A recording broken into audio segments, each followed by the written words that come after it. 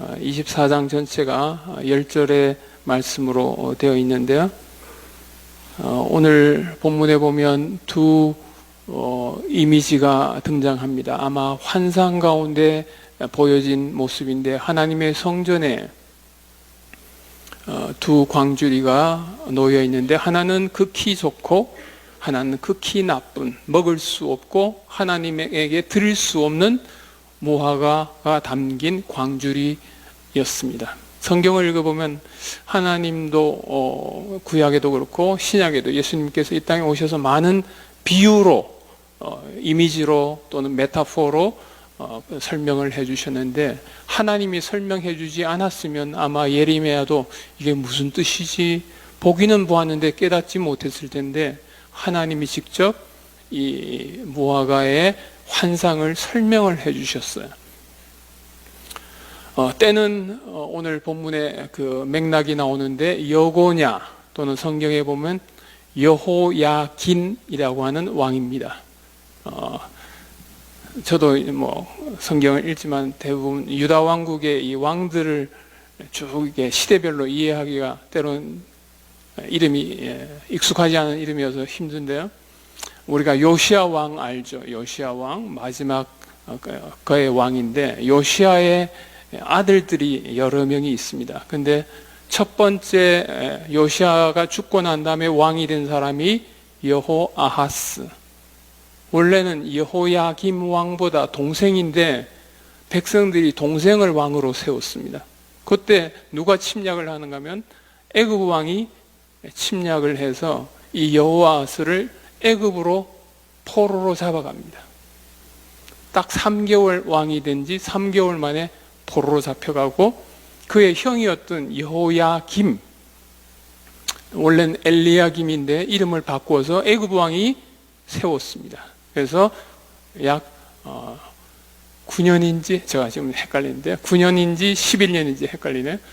아마 9년일 겁니다. 9년간 왕위에 있다가 바벨론이 느부갓네살 왕이 1차 침략을 해서 이 여호야김을 바벨론으로 잡아갑니다. 그리고 그의 아들이었던 여호야긴이 3개월 10일 만에 2차 침략을 해서 그의 아들도 잡아갑니다. 오늘 본문은 바로 그때를 말합니다.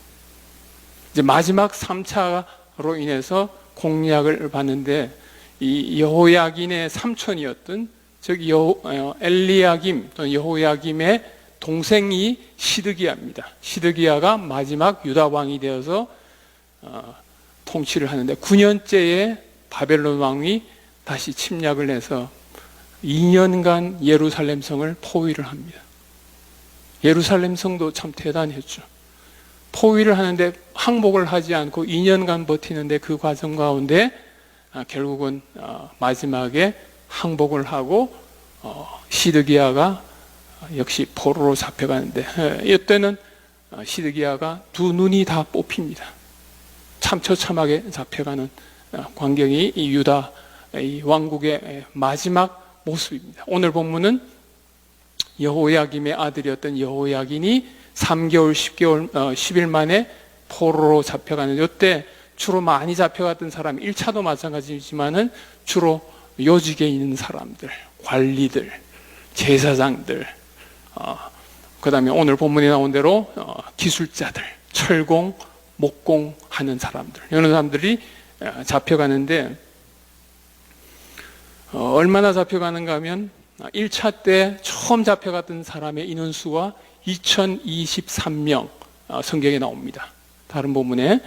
그 다음에 2차 때 잡혀간 사람이 832명, 그 다음에 3차 때 잡혀간 사람이 745명, 총 4,600명이 포로로 해서 바벨론 땅에 가서 삽니다. 나머지는 다 죽습니다. 여러분 기억나는 대로 광야에서 이스라엘 백성들이 광야에서 1차 20세 이상의 사람들은 다 죽고 20세 미만의 사람들이 들어갈 때, 그때도 그의 숫자가 출애굽한 숫자하고 들어간 숫자가 큰 차이가 나지 않았습니다. 한 60만 명 이상이 본토로 들어가서 번성하게 됐는데, 실제 유다 왕국이 마지막 이스라엘이 북이스라엘이 10지파가 다 뿔뿔이 흩어지고 남은 2지파, 여기서 일부가, 극히 일부가 하나님의 섭리 가운데 포로로 잡혀가서 생존합니다. 그리고 나머지는 모두 다 예루살렘 성에서 이미 굶주려 죽거나 처참하게 죽습니다. 자기 아버지의 시체를 죽여서 먹고 자기 자식을 삶아서 먹고 하는 그런 광경 가운데, 정말 오늘날로 말하면 트라우마 상황이 막 벌어지는 거예요. 남은 사람들도 힘들고. 그런데 이 포로로 잡혀가는 경험에서 우리가 볼 때는, 아마 시드기야를 비롯해서 예루살렘에 남아있었던 사람, 다수의 사람들 생각할 때, 우리는 괜찮구나. 저들만 억울하게 포로로 잡혀가는구나. 안 됐다. 하나님 감사합니다. 이렇게 생각했을 텐데, 하나님의 시각은 달랐어요. 하나님의 시각은 지금 유다 왕국에 남아있는 다수의 사람들이 어떤 사람들이냐? 극히 나빠서 먹을 수 없는 무화과 열매, 곧 다 멸망시킬 사람들이고, 인간의 눈으로 볼 때는 포로로 쇠사슬에 묶여가는 사람들이 하나님의 은혜를 입은 사람들이다. 사실은 포로로 잡혀간 사람들도 그들이 정말 선해서 하나님의 마음에 합해서가 아니고, 그들 중에는 물론 다니엘과 같은 정말 하나님을 경외하는 사람들도 있었지만은, 역시 그들 가운데도 하나님을 경외하지 않고 우상 숭배하는 사람들이 많이 있었습니다.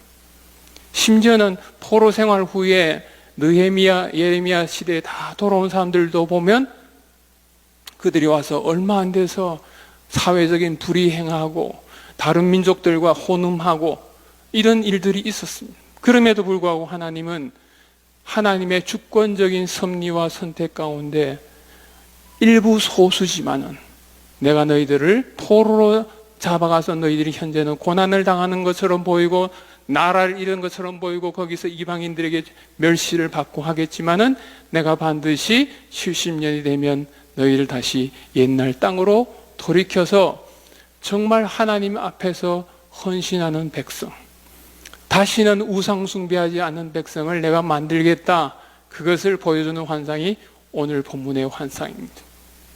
인간의 눈으로 볼 때는 포로로 잡혀가는 1차적인 고난을 당하는 것이 정말 힘들고, 하나님 왜 제가 잘 잡혀가고 저 사람들은 저 남아있지요? 이게 아니고, 고난당하는 그 자리가 결국 은총의 자리였다라는 거죠. 우리 인생의 기대도 마찬가지인데요, 하나님께서 우리가 볼 때는 해석이 안 되고, 하나님 왜 이런 일이 있죠?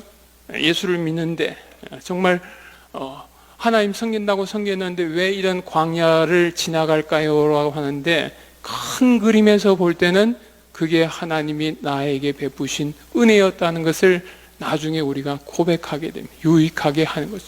정말 모든 일이 합력해서 선을 이루게 하시는 하나님의 역사가 오늘 본문에도 나타나고, 또한 이 본문 가운데 신약의 예수 그리스도의 십자가의 복음의 그 메시지가 밑에서 깔려 있습니다. 사실은 포로로 잡혀간 사람들도 다 멸망받아야 될 하나님의 심판의 대상들이에요. 그럼에도 불구하고 하나님이 그들 가운데서 일부를 주권적으로 바벨론 왕의 손을 통해서 일부를 잡아가서 거기서 하나님이 새롭게 역사를 시작하십니다. 오늘 본문 역시 에스겔 말씀과 연결짓기가 되는데, 에스겔에 보면 거기 하나님이 그들에게 1차, 2차 포로로 잡혀간 사람들에게 예레미야가 편지를 보내는데, 그 편지의 내용 가운데 이런 내용이 나옵니다. 너희는 거기서 집을 짓고 거기에 살며 텃밭을 만들고 그 열매를 먹으라. 포로로 잡혀간 사람들이 거기서 할 수 있는 것은 특별한 게 아니고, 하나님이 기대하는 것도 그들에게 가서 이방을 전도해라, 선교해라, 그런 것도 아니고 아주 단순한 일상적인 삶이었습니다. 가서 집을 짓고 살으라, 정착하라는 것, 뿌리를 내려서 텃밭도 가꾸고 그 다음에 하는 말이 너희들이 거기서 자식을 낳으라는 거예요. 자식을 낳고 결혼하고 해서 숫자가 줄어들지 않게 해라. 여러분, 이 포로들이 나중에 70년 후에 돌아오는데, 물론 돌아오지 않았던 정착했던 많은 디아스포라도 있었습니다만은, 느헤미야, 에스라 통해서 보면 돌아왔던 인물들이 약 4만 명이 넘게 돌아옵니다. 10배가 넘게 돌아오는 거예요. 하나님의 은혜로 거기서 숫자가 줄어들지 않고 기적적으로 그들이 돌아와서 유다 왕국을 다시 이어갑니다. 물론 왕은 없어졌지만은 하나님이 다스리는 나라. 유대인들의 역사를 보면 놀랍게도 그 오랫동안 끊어지지 않았던 우상 숭배가 애굽에서부터 시작됐는데 수백 년간 있어왔던 우상 숭배가 놀랍게도 바벨론 포로 이후에는 역사에 등장하지 않습니다. 2000년 우리 주후 2000년 돼도 유대인들이 다 흩어져 있는데, 유대인들, 오늘날 유대인 예수님은 안 믿는데 우상 앞에 절하는 유대인들은 없습니다. 끊어지지 않았던 그 중독적인 우상 숭배가 놀랍게도 바벨론 70년 동안 거기서 해독이 되는 거예요. 알코올 중독도 그렇고 이 중독자들을 치료하는데 중요한 치료 단계가 뭔가 하면 일단 격리시키는 거예요. 중독의 대상으로부터 중독적인 물질을 구할 수 없도록 교도소에 집어넣거나 때로는 정신병원에 들어가거나 등등 해서 단절이 일어나도록. 근데 이 단절이 짧게 일어나면 다시 들어가면 다시 또 합니다. 백슬라이딩이 되는 거예요. 근데 오랫동안 이 중독의 대상이나 물질로부터 격리시켜 놓으면 몸 안에서 서서히 금단 현상 때문에 고통스럽고 막 환상이 아니고 환각 현상이 일어나고 손 떨리고 미칠 것 같은데도 불구하고 견디면 어느 순간부터 몸에서 도끼가 다 빠지면서 다시는 그 중독의 대상을 찾지 않게 되는 때가 옵니다. 우리는 어떤 의미에서는 다 죄로 우리 몸 안에 여전히 죄성이 있는데, 이 죄성을 해독시키는 중요한 하나님의 치료 방법 중에 하나가 뭔가 하면 고난이라고 하는 광야입니다. 하나님이 우리에게 고난을 주신다는 건 뭔가 하면 은혜를 베푸시려고, 더 이상 죄에 매이는 종이 아니라 하나님께 눈이 향하도록. 그래서 여러분이 고난을 당할 때 그냥 생고생만 당하면 곤란하고, 유다에 남아있던 백성들도 사실은 고난을 결국 당하는데, 처참한 고난을 당하는데, 이 극히 먹을 수 없는 무화과 열매들은 고난을 당하기는 당하는데 의미가 없어요. 다 고생을 당하고 하는데 그들은 결국 멸절합니다. 믿는 자들은, 하나님과 연결된 사람들은 이 땅에서 고난을 당하는데 그 고난이 의미가 있고 그 고난 자체가 은총이다. 여러 형태로, 양상은 다르지만은 크고 작은 힘든 일과 씨름할 때 왜 나에게 이런 일이 있는가? 이게 아니고, 하나님과 내가 연결되어 있어서 내가 하나님께 좀 더 정결한, 구별된 열매가 되도록 하나님이 나를 빚고 계시구나, 나의 가정을 빚고 계시구나, 그걸 생각하면 두려워할 것도 없고 오히려 고난 중에 용기를 내고 믿음을 가지고 끝까지 소망으로 가다 보면 나중에 정말 죄를 지으라 해도 짓고 싶지 않을 때가 올 만큼 우리를 회복시키시는 하나님의 역사가 여기에서 나타나고, 또 우리에게 십자가의 복음으로 정말 다 버릴 수밖에 없는 존재였는데 하나님이 강권적으로 일부를 부르셔서 자기 자녀로 삼으시고, 여전히 죄성이 있어서 하나님 보실 때는 의롭지 않지만 예수 그리스도의 피로 우리를 전적으로 의롭게 보셔서 100% 좋은 대상, 원래는 정상적으로는 좋지 않은데 100% 이렇게 좋게 보면 그건 성격장애예요. 특히 대표적인 성격장애가 경계성이라는 성격장애인데, 사람을 볼 때 너무 좋게 보는 거예요. 그 사람이 좋은 사람이 아닌데도, 또 나쁠 때는 아주 안 좋게 봐요. 이게 성격장애인데 그런 의미가 아니고 그리스도의 피로 우리를 덮어주셨기 때문에 우리를 하나님의 자녀로, 너무나 좋은 대상으로 우리를 여전히 붙들고 계시고, 우리를 하나님의 나라에 천국적으로 데려가실 그 하나님이 우리의 선한 목자가 되시고 우리의 주가 되신다는 사실을 믿고, 이 아침에도 담대하게 은혜의 보좌 앞에 나가는 시간이 되었으면 좋겠습니다.